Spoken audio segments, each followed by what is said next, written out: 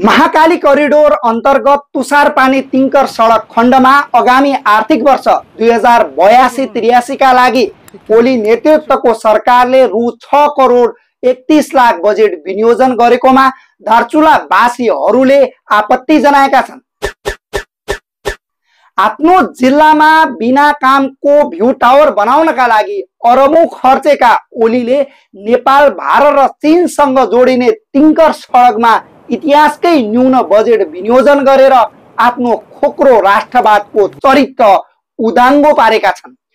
यो सडक दार्चुलाको भ्यास गाउँपालिका स्थित छाङ्ग्रो र तिङ्कर गाउँ जोड्ने सामरिक महत्त्वको सडक हो, जुन गाउँका नागरिकहरूले आफ्नै जिल्लाको सदरमुकाम आवत जावत गर्न भारतको बाटो प्रयोग गर्नुपर्ने बाध्यता वर्षौंदेखि रहिआएको छ।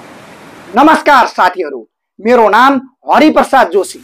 नेपाल सरकारले सामरिक महत्त्व बोक्ने आयोजनाको घाँटी निमोठ्ने कार्य किन गर्यो त? जानौं विस्तृतमा तथ्य सहित। सुरु गरौं। साथीहरू, दार्चुलाको भ्यास गाउँपालिका 1 छाङ्ग्रो र तिङ्करका नागरिकहरूले आफ्नै गाउँदेखि जिल्लाको सदरमुकाम आवत जावत गर्न भारतको बाटो प्रयोग गर्नुपर्ने बाध्यता वर्षौंदेखि रहिआएको छ। अब हाम्रो सरकार साला निकम्मा सरकारले बाटो नबनाएर हैन हामी छाङ्ग्रो तिङ्करका जनताहरू इन्डियाबाट हिँड्नुपर्छ। अब तपाईले आज देख्नुभयो होला, हामीले 3 घण्टा पारी पुरायो। हाम्रो नेपालबाट बाटो भइदिया भए हामीले यति दुःख हामीले झेल्नु पर्दैन होला। यो बारेमा हामीले पटक पटक आवाज उठाउँदै पनि आइरहेका छौं।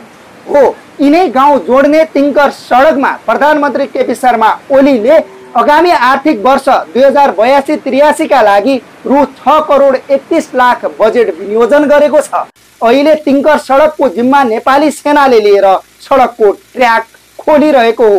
जम्मा 79 किलोमिटर लम्बाइ रहेको यो क्षेत्रमा प्रत्येक वर्ष सेनाले 42 करोड बढी बजेट माग गर्दछ, तर सरकारले प्रत्येक वर्ष बजेट घटाउँदै लगेको छ। चालु आर्थिक वर्ष 2081-82 मा चान्चुन 9 करोड बजेट विनियोजन गरेको थियो भने यो वर्ष वात्तै 3 करोडले बजेट घटेको छ। गत वर्ष तत्कालीन प्रधानमन्त्री पुष्पकमल दाहाल प्रचण्डले यो क्षेत्रमा 9 करोड बजेट विनियोजन गरेको थियो भने सोही बजेटको विरोध स्वरूप दार्चुलाका माओवादीहरूले विरोध जनाएका थिए।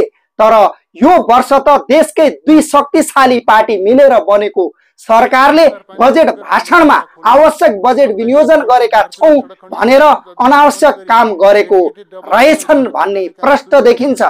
दार्चुला जिल्लाका 2 ठूला नेता दिलेन्द्र प्रसाद बडो र गणेश सिंह ठगुन्नाले यदि 20 करोड बजेट पनि आएको भए आफ्नो सामाजिक सञ्जालमा रोइलो चलाउँथे होला, तर तिङ्कर सडकको बजेट विनियोजनले दुवै नेताको करङ भाँचिएको हो या होइन भनेर हेर्न बाँकी छ। तर बजेट पूर्वको माग त 50 करोड 1 अर्बको दुवै नेताहरूले दाबी गरिरहेका थिए। साथीहरू, सोचनीय विषय त के छ भने सडकमा पर्याप्त बजेट छुट्याएर शीघ्र सडकको ट्र्याक खोल्नु पर्ने ठाउँमा यही क्षेत्रमा ओली नेतृत्वको सरकारले 5 करोड 50 लाख घोरेटो बाटोमा विनियोजन गरेर भर्खरै आर्थिक वर्षको अन्तिममा काम सुरु गरिरहेको छ।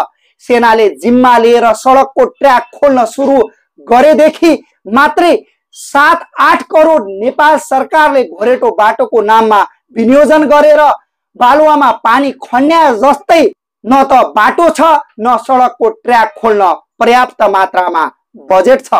जतिसुकै चिच्याए पनि सरकारले सुनेर बजेट विनियोजन गरेर नै यहाँको सडकको ट्र्याक खुल्ने हो। तर सरकारको यो निकम्मापनले दार्चुला जिल्लाका नागरिकहरूले भारतकै शरण पर्ने बाहेक विकल्प छैन। हुन त अहिले जिल्लाको सदरमुकाममै भारतले नेपालको भूमिमा आफ्नो संरचना बनाइरहेको छ। दार्चुलाका नागरिकहरूले जतिसुकै कराए पनि भारतले निसङ्कोच काम गरिरहेको छ। हुँदाहुँदै भारत स्थित नेपाली दूतावासका कर्मचारीहरू समेत उक्त ठाउँ आएर हेरी गए भन्ने छ। हामीले हेर्दा यो सरकारले बेचेको हो या लम्बसार परेको हो भन्न सकिने अवस्था छैन। बाँकी यो विषयमा तपाईको विचार कमेन्टमा लेख्नु होला। साथीहरू, यस्तै यस्तै तथ्यहरू सहितको जानकारीका लागि यो च्यानलमा बनिरहनु होला। सब्स्क्राइब, लाइक, फलो, शेयर गरेर साथ दिनु होला। मिल्नेछौँ अर्को भिडियोमा। नमस्कार।